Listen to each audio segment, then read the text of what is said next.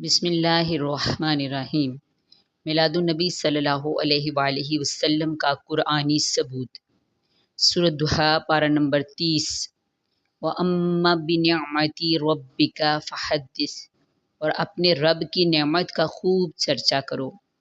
یہاں پر نعمت سے مراد وہ نعمتیں ہیں جو اللہ عز و جل نے اپنے حبیب صلی اللہ علیہ وآلہ وسلم کو عطا فرمائی، اور وہ نعمتیں بھی جن کا اللہ نے حضور پرنور صلی اللہ علیہ وآلہ وسلم سے وعدہ فرمایا۔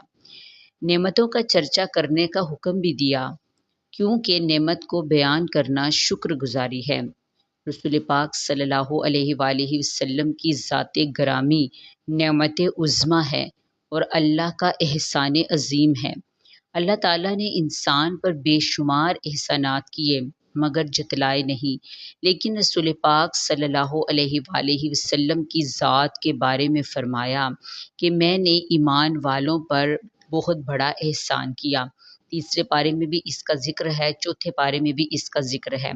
اور کسی واقعے کی یاد منانا شعائر اسلام سے ثابت ہے، تو نبی پاک صلی اللہ علیہ وآلہ وسلم کا میلاد منانا رحمت عالم صلی اللہ علیہ وآلہ وسلم کے ساتھ ایک امتی کا اپنی والہانہ عقیدت و محبت کا اظہار اور اللہ کی عظیم نعمت پر شکر بجا لانے کا طریقہ کار ہے، کیونکہ انسان حصول نعمت پر خوشی کا اظہار کرنے کے ساتھ ساتھ دوسروں کے سامنے اس کا ذکر بھی کرتا ہے، اور اللہ کی نعمتوں کا چرچا کرنے کا حکم تو خود قرآن سے ثابت ہے۔